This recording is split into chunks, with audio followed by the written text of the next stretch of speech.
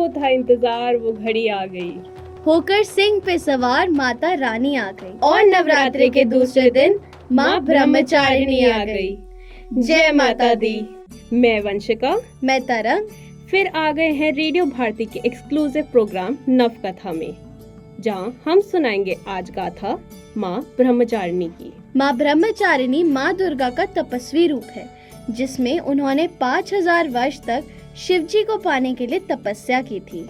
माँ ने हिमालय के घर बेटी के रूप में जन्म लिया था। उन्हें नारद मुनि जी ने उपदेश दिया था कि अगर उन्हें शिवजी को पति के रूप में पाना है तो उन्हें तपस्या का राह चुनना पड़ेगा। इस उद्देश्य को पूर्ण करने के लिए माँ ने घोर तपस्या करी थी, जिस वजह से उन्हें तपश्चारिणी भी कहा जाता है। तपश्चारिणी माता ने तप के समय में सिर्फ फल और फूल का आह्वान किया था। माँ ने कई दिनों तक ना कुछ खाया ना कुछ पिया।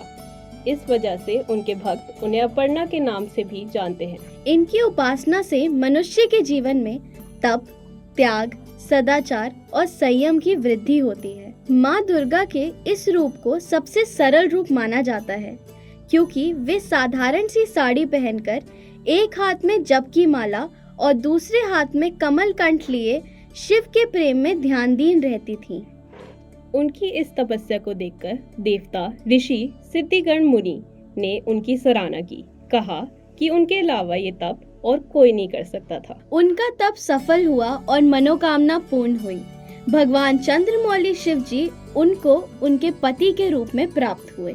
इस देवी की कथा का सार ये है कि जीवन की कठिन संघर्षों में भी मन विचलित नहीं होना चाहिए। ऐसे ही और देवियों के बारे में जानने के लिए और उनकी कथाएं सुनने के लिए आप जुड़े रहें रेडियो भारती पर।